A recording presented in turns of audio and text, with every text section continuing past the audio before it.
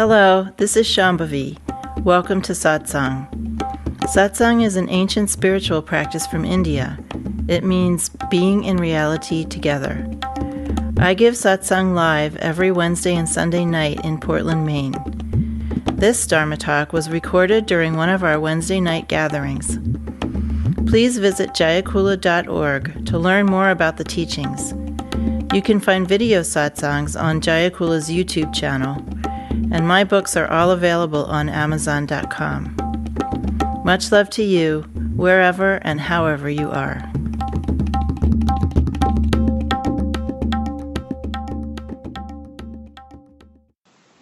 So the teaching I'm going to give tonight is going to be short, but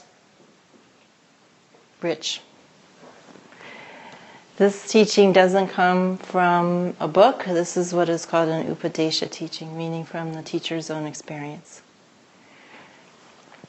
In the book of the Law of Manu, there is a description of what are called the yugas. And I'm sure that isn't where they originate from, but that's normally when you read about these different eras of manifestation, then the reference point is this book of Manu, which is really kind of a book of morals in Indian culture, like a common handbook of how to be a human being. There are, according to this view, 4 ages that cycle. They're not linear, so they just keep repeating. And those are the Kali Yuga. Yuga is Y-U-G-A, by the way. I didn't put that up there. The Kali Yuga, the Dwapara Yuga, the Treta Yuga, and the Satya Yuga. So Kali means the era of confusion and darkness, of greatest ignorance. Dwapara and Treta only refer to the numerical relationship to the Kali Yuga. So Kali is 1, Dwapara is 2 times Kali, Treta is 3 times Kali, and then Satya is 4 times. Each of these has an ascending phase and a descending phase, or you could say a waxing and a waning phase. So what is waxing is wisdom. What is waxing is people's realization, ability to realize. And what is waning is when on the waning side, ignorance is increasing, enlightenment is decreasing. Now, if you read about these phases, these eras, anywhere, I've never read anything other than a lot of arguments about how long these are, as if they were real historical periods of some sort. So some say that, for instance, the Kali Yuga is somewhat over 400,000 years. Some say it's much less than that. Some say it's much more than that. Some people say we're in the Kali Yuga right now, in the ascending phase. According to a different system of calculating these yugas, Sri Yukteswar, you might have heard of him from the Autobiography of a Yogi. He was very interested in the precise mathematical formulation of these ages, and he came up with his own system based on research that he did. And he says that we are actually in the Dwapara Yuga. But whatever, everybody agrees that we're on the ascending part of the circle. In other words, things are looking up, even though we are sinking into chaos, right? On some other level. So these are really presented as actual phases in the cyclical manifestation or the life process of this reality. Different ages where different kinds of beings with different kinds of experiences are born. So in the Kali Yuga, for instance, it's said that it's the age of greatest ignorance. It's the hardest age in which to get teachings, the hardest age in which to wake up. But also that because we're in such ignorance, any little bit of practice we do has a bigger effect. So in the Satya Yuga, which is the most enlightened age, people have the capacity, the adhikara, to do enormously complicated, lengthy, and intense practices. But in the Kali Yuga, if we can sit down and do 20 minutes of repeating a one-syllable mantra every day, that's like a really big deal. So, because of the compassion and mercy of this reality, if we do that, we get a bigger bang for our buck. I'm just giving you the traditional teaching, right? And in fact, Swami Satyananda taught that kirtan was really the main practice of the Kali Yuga, because we really can't do anything else but sit around and sing.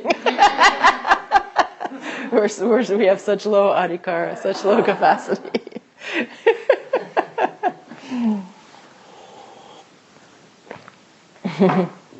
So then, as you go along, your ability to do practice, to realize, increases, and eventually you get to the Satya Yuga, which is actually the longest period of time.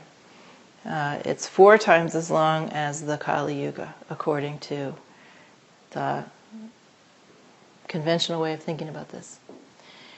In my view, and from my experience, this is really a crude way of looking at this. What this actually represents, as far as I'm concerned, is our experience of time. So, first of all, you have to understand that any time that we are having an experience of linear time, we are still having karma. We are still having some kind of realization that we need to have. We are still doing some kind of practice. As long as we are still stuck in the experience of linear time. And this cycle represents a bunch of different experiences of time. So when we are feeling the most separate in the Kali Yuga, when we are most attached to our bodies, which are born in decay and go away very, very quickly, then we are having the most entrenched experience of linear time. Our time is moving very, very quickly. So you know how they say that a dog lives 7 years for every year of a human being? That's a way of describing the experience of time for an animal that has some capacity to self-reflect, and even in some teaching stories to do sadhana occasionally, the occasional extraordinary dog who learns a mantra. But in general, human beings are having more capacity in this form of embodiment to do sadhana, and thus our experience of time is slower than a dog's. The more you wake up, the more expansive time becomes. These represent someone or the different classes of beings, different experiences of time. So the reason the Satya Yuga is so much longer than the other yugas, and why they're all longer than the Kali Yuga, is because anybody who has these different levels of realization is going to be living longer. Now, this experience of time moving more slowly, or really time being more expansive, is really not about perceiving time. Time does not exist. Time is an experience that happens because we have bodies that live and die, because the cycles of nature are moving along. Time is actually in material. It's in us. We have that experience of linearity because we are identified with things that come and go. So it's not that there's time out here, and then if you're in the Kali Yuga, you're having, and if you're in the Treta Yuga, it's going a little more slowly, and if you're in the Satya Yuga, this thing out here is going like this. That's not what's happening. What's happening is that in the Kali Yuga, you are very identified, almost maniacally, monochromatically identified with things that come and go. If you are living with Kali Yuga vision, let's just say, Kali Yuga experience, then you really think that this is all you are, and everything is just going to go away in 100 years or 80 years or 50 years, however long it takes. And everything's always recycling very, very quickly. And so you have an experience of time moving quickly because you are very identified with things that are highly ephemeral. As you move through these different yugas in your practice, you become less identified with the ephemeral and more identified with the eternal. And that is why your perception of time changes. It is what you identify with that creates a different experience of time for you. Until you get to the Satya Yuga, or you could say Satya Yuga vision, or experience, these could be considered modes of time experience more than actual physical ages.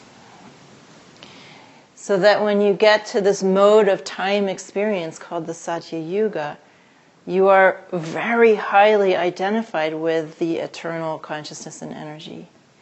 And so it's not that time is going more slowly, there is actually less time being experienced. Right? You are not experiencing so much time. You are more in what Ma called the supreme moment, the sandhi of time. The sandhi, you're still having a manifest life, but you're living in the sandhi. You're not living identified with these ephemeral things. You're appreciating them, but you recognize them as aspects of this one supreme moment more than you do in the Kali Yuga.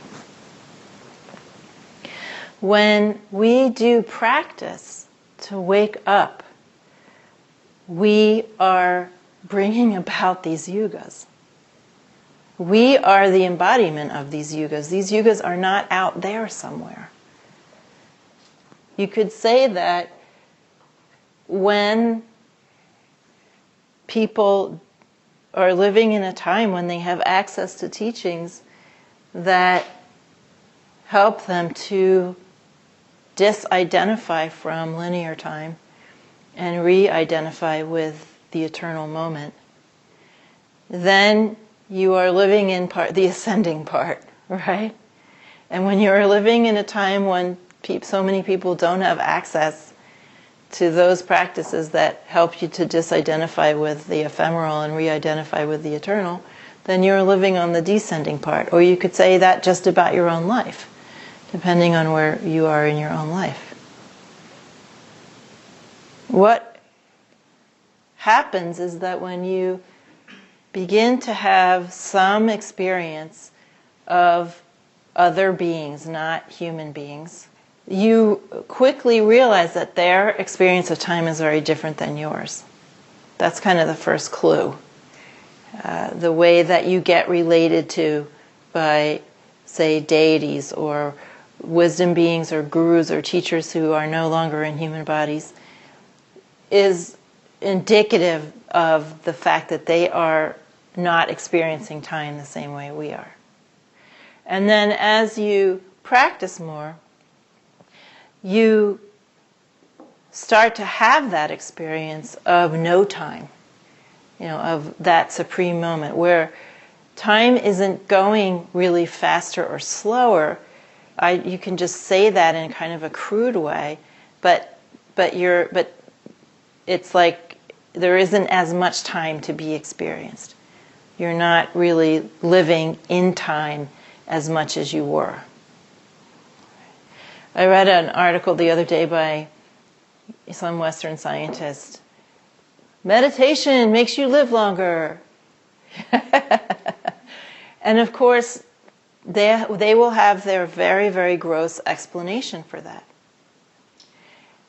The real explanation, or the more subtle or more expansive explanation, is that you're not in time as much, basically. That doesn't mean you can't die young as a spiritual teacher. There's all kinds of reasons why spiritual teachers die. And some of them die very young and some of them don't. However, the youthfulness of someone who has spent an entire life doing practice is related on one level to the preservation of their ojas, but it's related on another level to that your experience of time, linear time, begins to erode. It's like you have dropouts, where you're not actually experiencing time passing. Because you're not as identified with the things that pass. You're more identified with the thing that doesn't pass. And you feel that to be your own self. And so then your body begins to have a different relationship to time.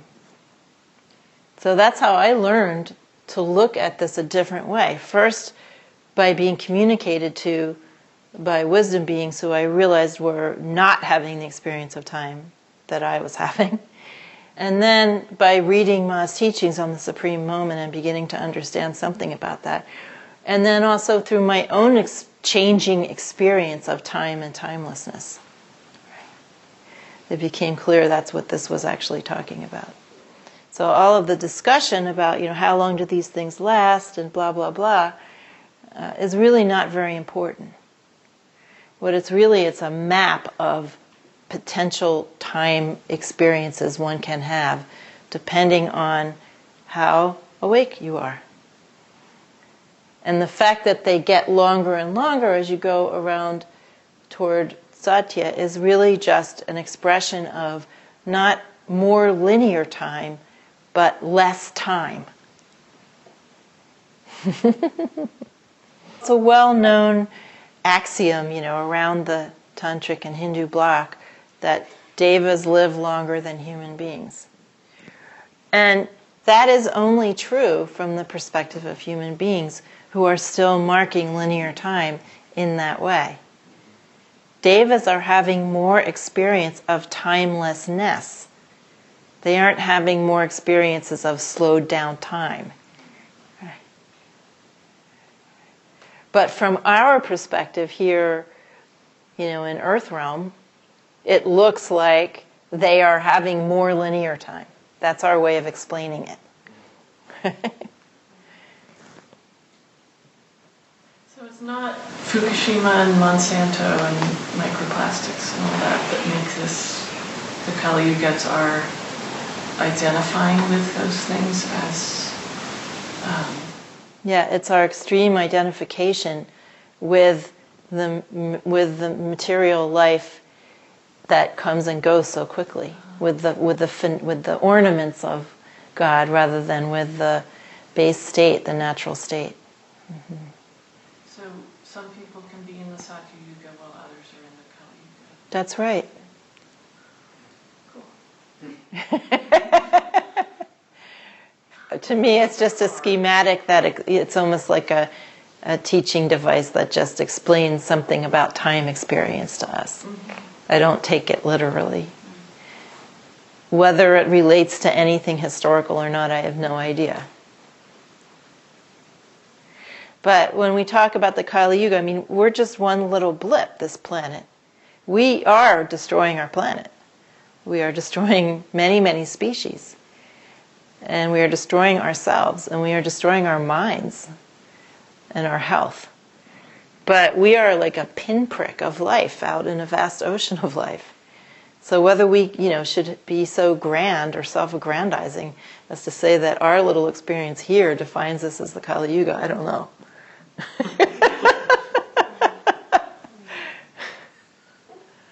I think it's much more useful to look at these as a wheel of possible experiences of time, or lack thereof.